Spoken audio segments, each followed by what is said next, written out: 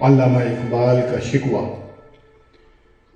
کیوں ضیاکار بنوں، سود فراموش رہوں، فکر فردا نہ کروں، محو غم دوش رہوں، نالے بلبل کے سنوں اور ہمتن گوش رہوں، ہم نوا میں بھی کوئی گل ہوں کہ خاموش رہوں۔ جرات آموز میری تاب سخن ہے مجھ کو، شکوہ اللہ سے خاکم بدہن ہے مجھ کو، شکوہ اللہ سے خاکم بدہن ہے مجھ کو۔ پہلے بند میں شاعر نے تمہید اٹھائی ہے کہ آخر میں کب تک خاموش بیٹھا ہوا اپنی بربادی کا تماشا دیکھتا رہوں، کب تک اپنے مستقبل سے غافل رہوں۔ جب مجھے گویائی کی قوت حاصل ہے تو پھر میں اپنے اللہ کو اپنی روداد غم کیوں نہ سناؤں۔ دوسرا بند۔ ہے بجا شیوائے تسلیم میں مشہور ہیں ہم، قصہ درد سناتے ہیں کہ مجبور ہیں ہم، ساز خاموش ہیں فریاد سے معمور ہیں ہم، نالہ آتا ہے اگر لب پہ تو معذور ہیں ہم۔ اے خدا شکوہ ارباب وفا بھی سن لے، خو کرے حمد سے تھوڑا سا گلہ بھی سن لے، خو کرے حمد سے تھوڑا سا گلہ بھی سن لے۔ اے خدا یہ سچ ہے کہ تسلیم و رضا ایک مسلمان کا شیوا ہے، لیکن میرے دل میں اس قدر شدید درد ہے کہ میں ضبط نہیں کر سکتا۔ اسی لیے اگر میں تیری بارگاہ میں اپنے درد کا قصہ بیان کرتا ہوں تو مجھے معذور سمجھ کر معاف کر دے، اور اپنے عاجز بندے سے جو حمد و ثنا کا عادی ہے تھوڑا سا گلہ بھی سن لے۔ تیسرا بند۔ تھی تو موجود ازل سے ہی تیری ذات قدیم، پھول تھا زیب چمن پر نہ پریشان تھی شمیم، شرط انصاف ہے اے صاحب الطاف عمیم، بوئے گل پھیلتی کس طرح جو ہوتی نہ نصیب۔ ہم کو جمعیت خاطر یہ پریشانی تھی، ورنہ امت تیرے محبوب کی دیوانی تھی، ورنہ امت تیرے محبوب کی دیوانی تھی۔ یہ سچ ہے کہ تو اپنی ذات کے اعتبار سے قدیم ہے، یعنی ایک زمانہ ایسا بھی تھا جب تو موجود تھا مگر تیری صفات کی جلوہ گری نہیں ہوئی تھی، یعنی یہ کائنات موجود نہ تھی۔ اب تو خود انصاف کر لے کہ اگر مسلمان نہ ہوتے تو تیری صفات یعنی بوئے گل کا علم دنیا والوں کو کیسے ہوتا؟ پس ہم مسلمانوں نے دنیا والوں کو تیرے نام سے اور تیری صفات سے آگاہ کیا، ہم نے ساری دنیا میں تیرے نام کو بلند کیا، اور اس سلسلے میں ہم نے جس قدر کوشش کی یہ ہمارے لیے راحت خاطر کا باعث تھی، ورنہ تیرے محبوب کی امت دیوانی تو نہیں تھی کہ اس نے بلا وجہ ساری دنیا کو اپنا دشمن بنا لیا۔ نوٹ: واضح ہو کہ توحید اسلام دراصل تمام دنیا کفر کے خلاف اعلان جنگ ہے، اس لیے جب مسلمانوں نے توحید کا علم بلند کیا تو ساری دنیا ان کی دشمن ہو گئی۔ چنانچہ سلطان نور الدین زنگی اور سلطان صلاح الدین ایوبی کی زندگی میرے دعوے پر شاہد عادل ہے۔ چوتھا بند۔ ہم سے پہلے تھا عجب تیرے جہاں کا منظر، کہیں مسجود تھے پتھر کہیں معبود شجر، خو گرے پیکرے محسوس تھی انسان کی نظر، مانتا پھر کوئی اندیکھے خدا کو کیوں کر۔ تجھ کو معلوم ہے لیتا تھا کوئی نام تیرا، قوت بازوئے مسلم نے کیا کام تیرا، قوت بازوئے مسلم نے کیا کام تیرا۔ اب شاعر خود اپنے دعوے پر دلیل پیش کرتا ہے اور کہتا ہے کہ اے خدا، ہم یعنی اسلام سے پہلے تیرے بندوں کی یہ حالت تھی کہ وہ پتھروں اور درختوں کو خدا یقین کرتے تھے، چونکہ انسان پیکر محسوس کی پرستش کا عادی ہو چکا تھا، اسی لیے وہ تجھ کو کہ تو آنکھ سے نظر نہیں آتا کیسے اپنا معبود بنا سکتا تھا۔ تجھے خوب معلوم ہے کہ ہمارے وجود سے پہلے چین سے لے کر مراکو تک کوئی شخص تیرا نام نہیں لیتا تھا۔ مسلمانوں نے اپنی جان ہتھیلی پر رکھ کر تیرے نام کو دنیا میں بلند کیا، یعنی بنی آدم کو توحید سے روشناش کیا۔ پانچواں بند۔ بس رہے تھے یہی سلجوق بھی تورانی بھی، اہل چینچی میں ایران میں ساسانی بھی، اسی معموری میں آباد تھے یونانی بھی، اسی دنیا میں یہودی بھی تھے نصرانی بھی، پر تیرے نام پر تلوار اٹھائی کس نے؟ بات جو بگڑی ہوئی تھی وہ بنائی کس نے؟ بات جو بگڑی ہوئی تھی وہ بنائی کس نے؟ ہم سے پہلے تیری دنیا میں صدہا قومیں باقی تھیں، سلجوقی، ایرانی، چینی، یونانی، یہودی، مجوسی، نصرانی، لیکن ان میں سے کسی نے بھی تیرے نام کو بلند کرنے کے لیے اپنی جان قربان نہیں کی۔ مسلمانوں ہی نے توحید کو دنیا میں قائم کیا۔ چھٹا بند، تھے ہم ہی ایک تیرے معرکہ آراؤں میں، خشکیوں میں کبھی لڑتے کبھی دریاؤں میں، دی اذانیں کبھی یورپ کے کلیساؤں میں، کبھی افریقہ کے تپتے ہوئے صحراؤں میں، شان آنکھوں میں نہ جچتی تھی جہانداروں کی، کلمہ پڑھتے تھے ہم چھاؤں میں تلواروں کی، کلمہ پڑھتے تھے ہم چھاؤں میں تلواروں کی۔ وہ مسلمان ہی تھے جنہوں نے تیری عظمت دنیا میں قائم کرنے کے لیے ساری دنیا سے لڑائی مول لی، خشکی میں بھی لڑے اور تری میں بھی، کبھی یورپ سے برسر پیکار ہوئے، کبھی افریقہ سے۔ ہم نے دنیا کے تمام بادشاہوں کا مقابلہ کیا اور ان کو زیر کر کے توحید کا علم بلند کیا۔ ساتواں بند، ہم جو جیتے تھے تو جنگوں کی مصیبت کے لیے اور مرتے تھے تیرے نام کی عظمت کے لیے، تھی نہ کچھ تیغ زنی اپنی حکومت کے لیے، سربخ پھرتے تھے کیا دہر میں دولت کے لیے؟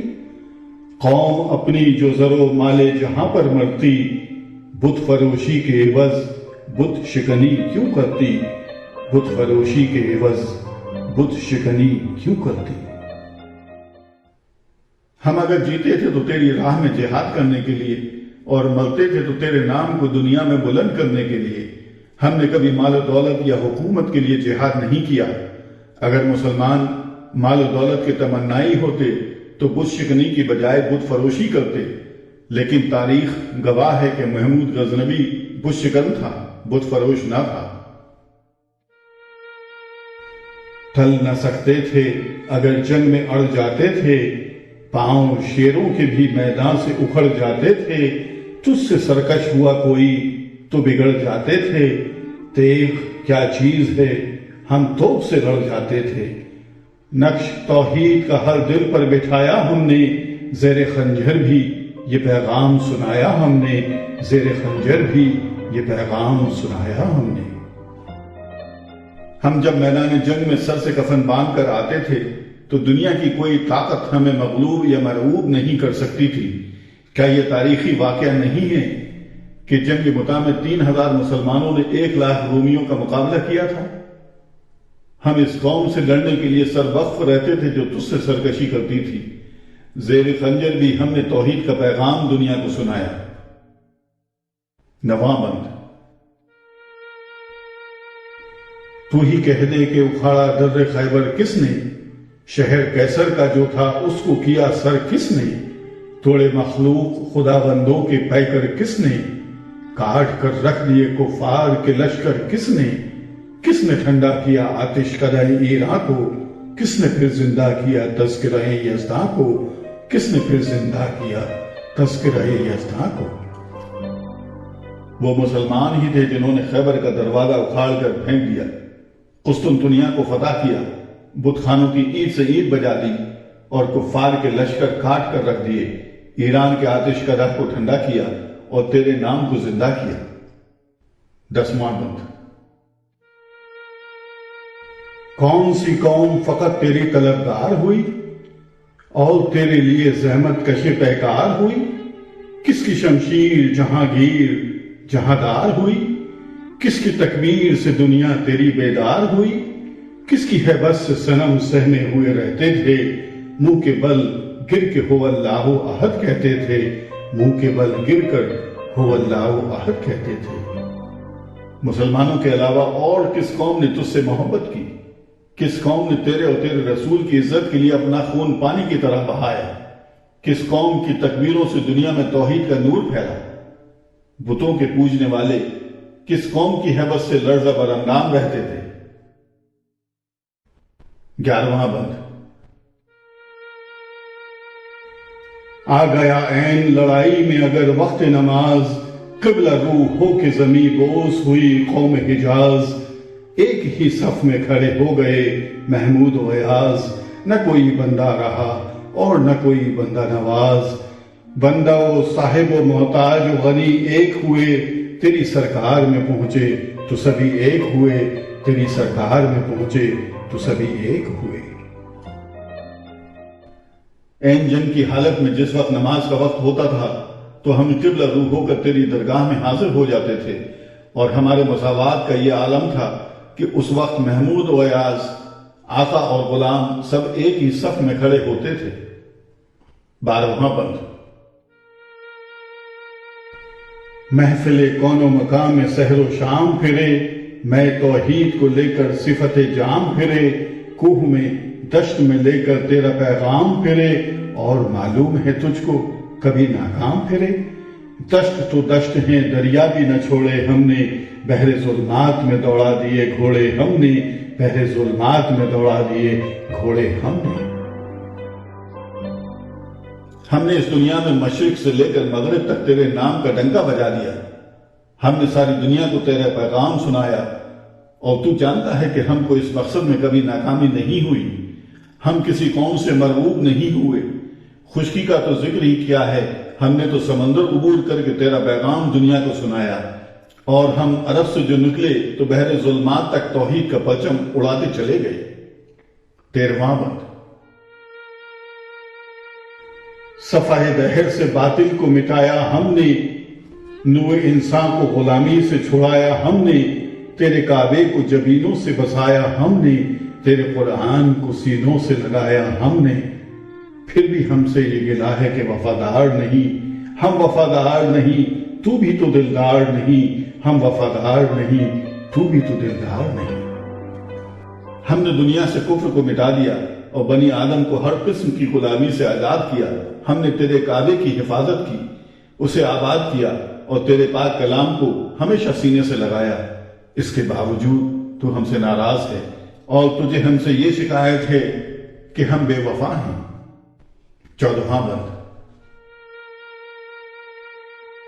امتیں اور بھی ہیں، ان میں گنہگار بھی ہیں، عجز والے بھی ہیں، مست میں پندار بھی ہیں، ان میں کاہل بھی ہیں، غافل بھی ہیں، ہوشیار بھی ہیں، سینکڑوں ہیں کہ تیرے نام سے بیزار بھی ہیں۔ رحمتیں ہیں تیری اغیار کے کاشانوں پر، برق گرتی ہے تو بیچارے مسلمانوں پر، برق گرتی ہے تو بیچارے مسلمانوں پر۔ ہمارے علاوہ اس دنیا میں دوسری قومیں بھی آباد ہیں، ان میں نیک بھی ہیں اور بد بھی ہیں، بے عمل بھی ہیں، باعمل بھی ہیں، اور بہت سے لوگ تیرے منکر بھی ہیں، اس کے باوجود تو ان پر مہربان ہے، لیکن مسلمان تیری نگاہ کرم سے محروم ہیں۔ 15واں بند۔ بت صنم خانوں میں کہتے ہیں مسلمان گئے، ہے خوشی ان کو کہ کعبے کے نگہبان گئے، منزل دہر سے اونٹوں کے حریقوان گئے، اپنی بغلوں میں دبائے ہوئے قرآن گئے۔ خندہ زن کفر ہے احساس تجھے ہے کہ نہیں، اپنی توحید کا کچھ پاس تجھے ہے کہ نہیں، اپنی توحید کا کچھ پاس تجھے ہے کہ نہیں۔ آج مسلمانوں کی پستی کی یہ حالت ہے کہ بت خانوں میں بت پرست خوشی کے لہجے میں یہ کہتے ہیں کہ مسلمان بہت جلد صفائے ہستی سے مٹ جائیں گے، اور ان کے بعد دنیا میں کوئی شخص نہ مکہ جائے گا اور نہ مدینہ، نہ دنیا میں کوئی قرآن کا نام لے گا۔ اے خدا، آج کافر ہم پر طنز کے تیر برسا رہے ہیں اور اسلام کی ہنسی اڑا رہے ہیں، کیا تجھے اپنی توحید کی بقا کا اب تک کوئی خیال نہیں ہے؟ کیا تو یہ پسند کرے گا کہ کفر اسلام پر غالب آ جائے؟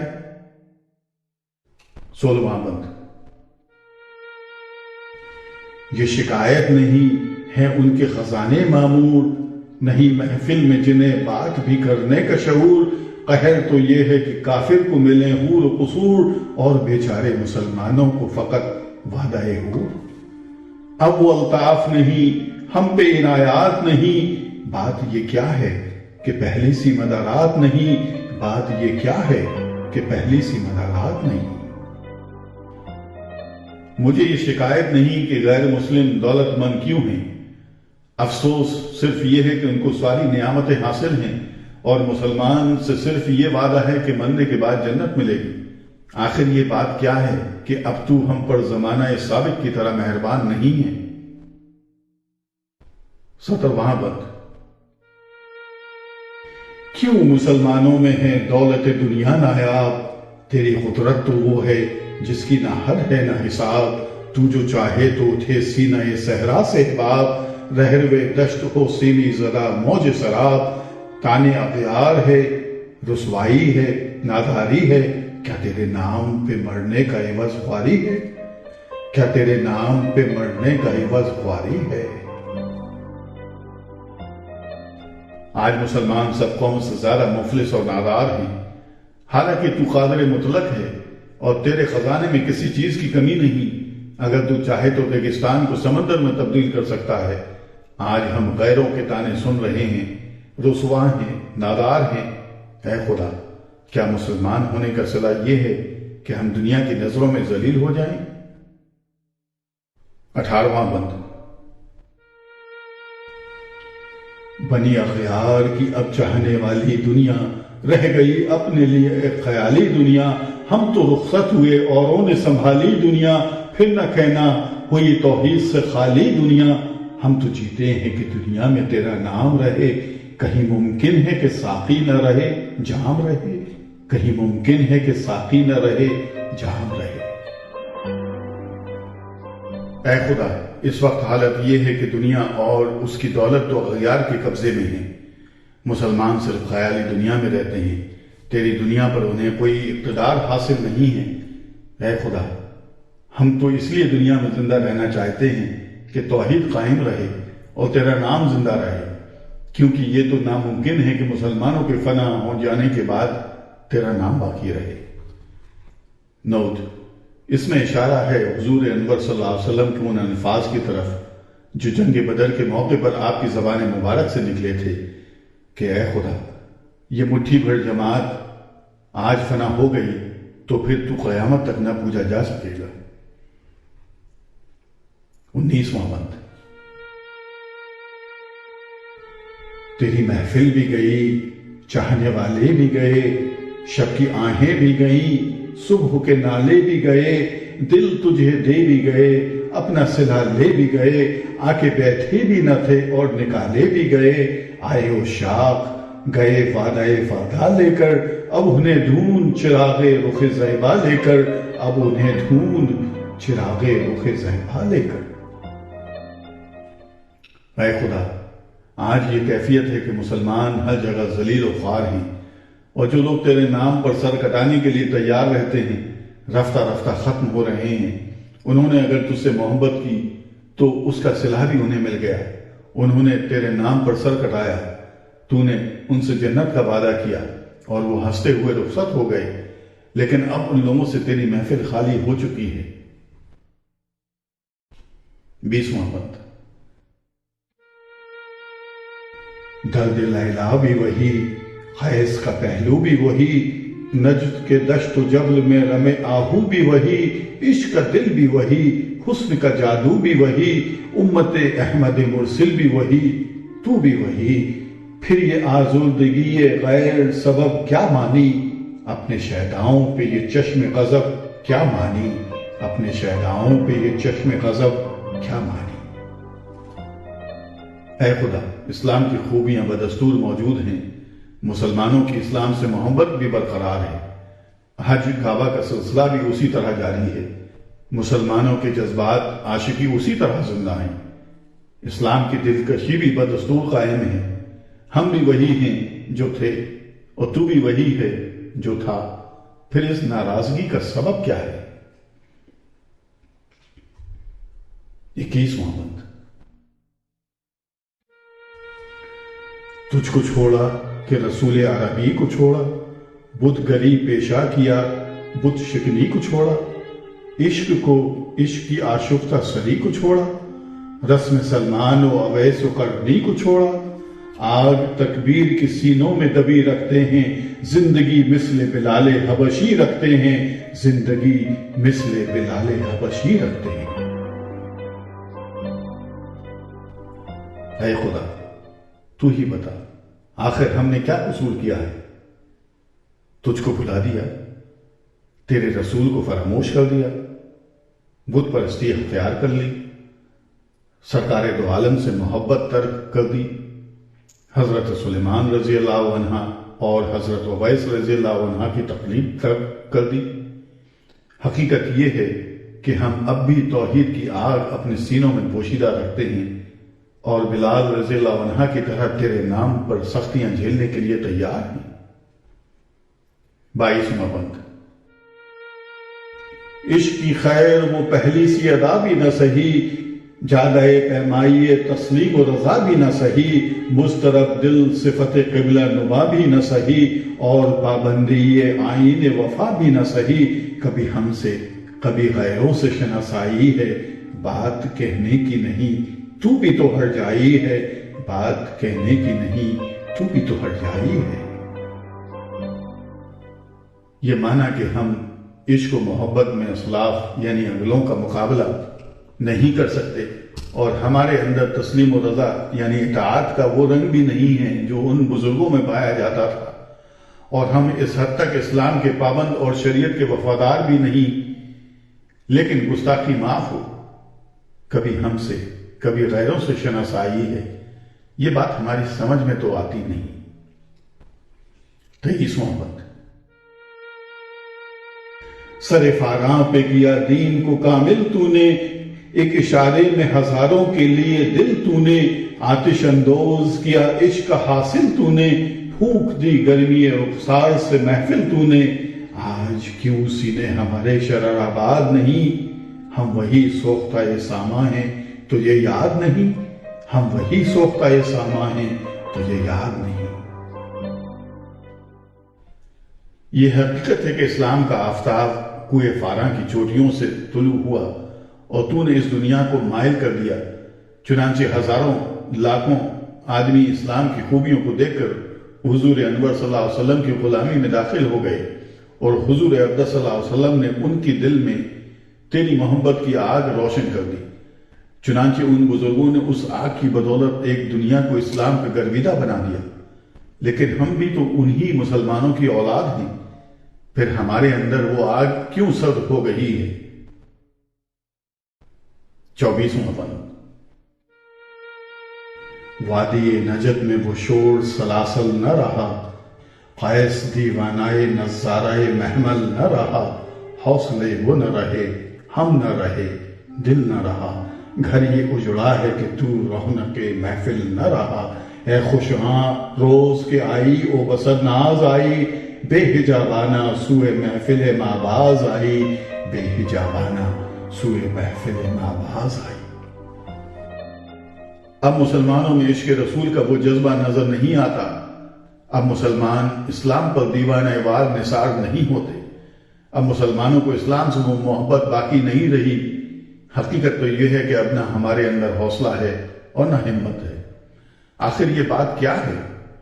کاش تو پھر ہم پر ایک نگاہ کرم کرے اور پھر ہماری محفل میں تشریف فرما ہو۔ 25واں بند۔ بادائے کا شاعر ہیں گلشن میں لبے جو بیٹھے، سنتے ہیں جامع وقف نغمہ کوکو بیٹھے، دور ہنگامہ گلزار سے یکسو بیٹھے، تیرے دیوانے بھی ہیں منتظر ہو بیٹھے، اپنے پروانوں کو پھر ذوق افروزی دے، بڑھ کے دے رینا کو فرمانے جگر سوزی دے، بڑھ کے دے رینا کو فرمانے جگر سوزی دے۔ اے خدا، آج یہ حالت ہے کہ اغیار عیش و عشرت کی زندگی بسر کر رہے ہیں، دنیا کی نعمتوں سے لطف اندوز ہو رہے ہیں، ان کی محفل عیش سے بہت دور سمتے سمٹائے کچھ فاقہ مست مسلمان بھی بیٹھے ہیں اور تیری نگاہ کرم کی منتظر ہیں۔ اے خدا، تو ہم پر اپنا فضل نازل کر اور ہمارے دلوں میں اپنی محبت کی آگ روشن کر دے۔ 26واں بند۔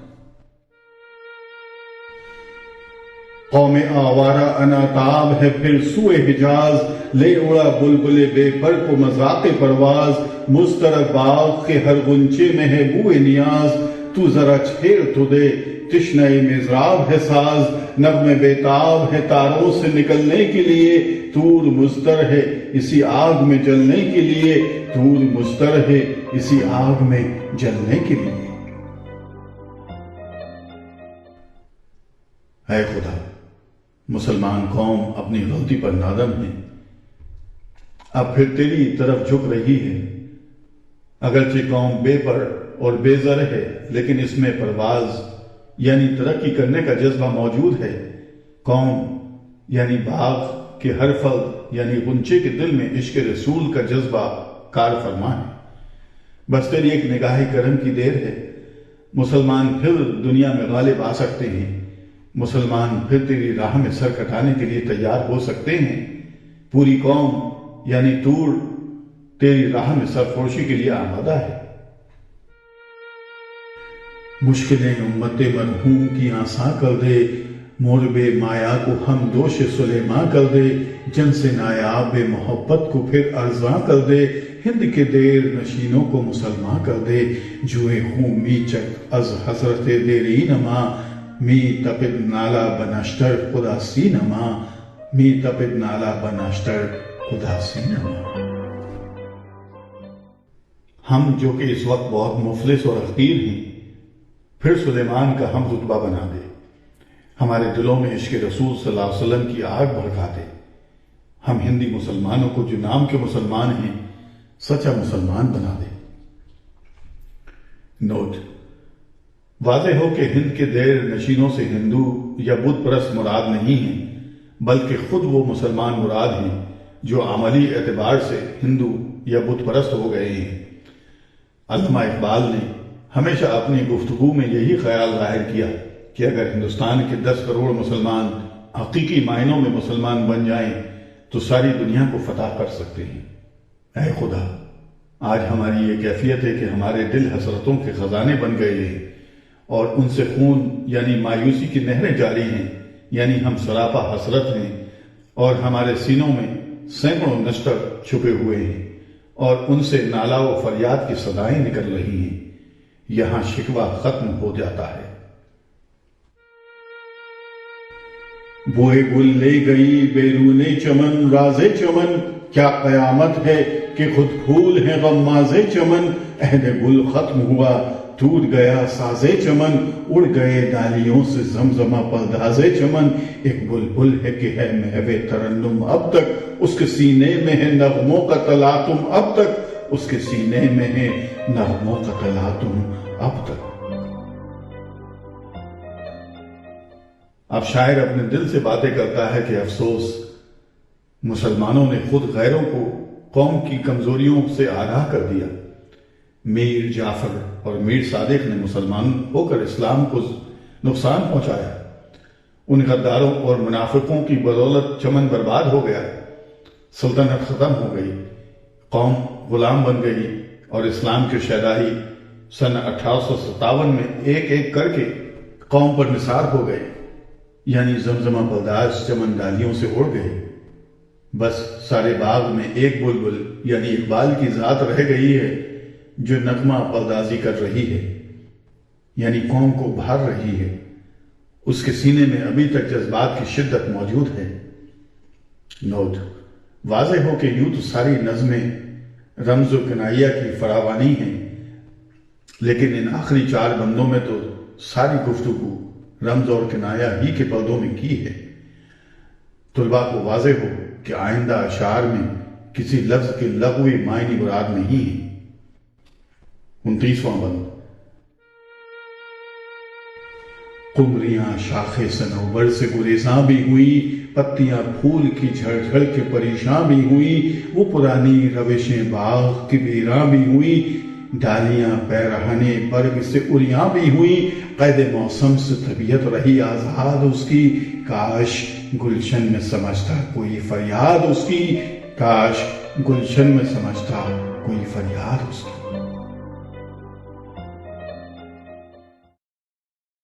اگرچہ قوم کے اکثر رہنماؤں نے خدمت قوم کی بجائے خدمت سرکار کو اپنا شعار بنا لیا، یعنی قمریاں شاخ صنوبر سے گریزاں ہو گئیں، اور لیڈروں کی اس خود غرضی اور ضمیر فروشی کا نتیجہ یہ نکلا کہ قوم کے افراد تباہ ہو گئے، یعنی پھول کی پتیاں جھڑ کر پریشان ہو گئیں، مسلمانوں کی تہذیب اور معاشرت سب ختم ہو گئی، یعنی باغ کی پرانی روشیں ویراں ہو گئی۔ واضح ہو کہ لفظ روش کے دو معنی ہیں، ایک تو یہ کہ وہ خوبصورت مگر تنگ راستہ جو باغ میں گلگشت کے لیے بنایا جاتا ہے اور اس کے کنارے کنارے حسین پھول اگائے جاتے ہیں، اور دوسرا روش بمعنی طور طریقہ انداز جو کسی قوم کی خصوصیات کو واضح کرے۔ یہ لفظ یہاں بہت موزوں ہے، بعض آمدم بزر مطلب۔ مسلمانوں کے شاعر ملی سب ختم ہو گئے اور رفتہ رفتہ مسلمان علوم و فنون سے بے بہرا ہو گئے، یعنی ڈالیاں پیرہن سے بے بہرا ہو گئی۔ اس کے باوجود اقبال نے اپنی روش نہیں بدلی، وہ برابر قوم کو ترقی کا پیغام دیتا رہا۔ کاش قوم اس کے کلام کا مطالعہ کرتی اور اس کے کلام کو سمجھتی، کاش گلشن میں سمجھتا کوئی فریاد اس کی۔ 30واں بند۔ لطف مرنے میں ہے باقی نہ مزہ جینے میں، کچھ مزہ ہے تو یہی خون جگر پینے میں، کتنے بیتاب ہیں جوہر میرے آئینے میں، کس قدر جلوے تڑپتے ہیں میرے سینے میں، اس گلستان میں مگر دیکھنے والے ہی نہیں، داغ جو سینے میں رکھتے ہیں وہ لالے ہی نہیں، داغ جو سینے میں رکھتے ہوں وہ لالے ہی نہیں۔ چونکہ قوم مردہ ہو چکی ہے، یعنی احساس ملی سے عاری ہو چکی ہے، اسی لیے نہ جینے میں کوئی لطف ہے نہ مرنے میں کوئی مزہ ہے، بس دن رات خون جگر پیتا ہوں اور قوم کی بے حسی پر نوحہ خوانی کرتا رہتا ہوں۔ میرے سینے میں سینکڑوں جذبات اور صدہا خیالات ہیں جو ظہور کے لیے بیتاب ہیں، لیکن افسوس قوم میں ان کی قدرداں ہی موجود نہیں۔ اگر قوم کے دل میں ملت کا درد ہوتا تو وہ کسی درد مند کے جذبات کو سمجھ سکتی تھی۔ 31واں بند۔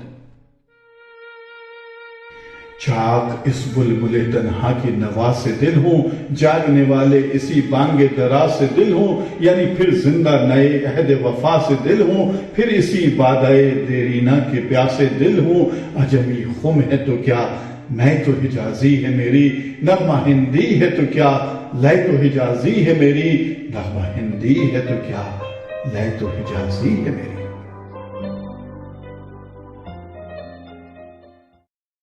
اے خدا، میں تجھ سے دعا کرتا ہوں کہ میرے کلام میں ایسی تاثیر پیدا کر دے کہ مسلمانوں کے قلوب اس کے مطالعے سے متاثر ہو سکیں اور ان کے اندر احساس سے زیاں پیدا ہو جائے، تاکہ وہ تجھ سے دوبارہ پیمان وفا باندھ سکیں اور پھر اسلام اور قرآن کی محبت ان کے دل میں مؤذن ہو جائے۔ آمین۔ اگر میں نے اپنا پیغام شعر کی صورت میں پیش کیا ہے تو کیا مذائقہ ہے؟ پیغام کی روح تو قرآن سے ماخوذ ہے، یعنی عجمی خم ہے تو کیا میں تو حجازی ہے میری۔ اگر میں نے اردو زبان میں شاعری کی ہے تو کیا ہوا؟ مضامین اور خیالات تو اسلامی ہیں، یعنی نغمہ ہندی ہے تو کیا لے تو حجازی ہے میری۔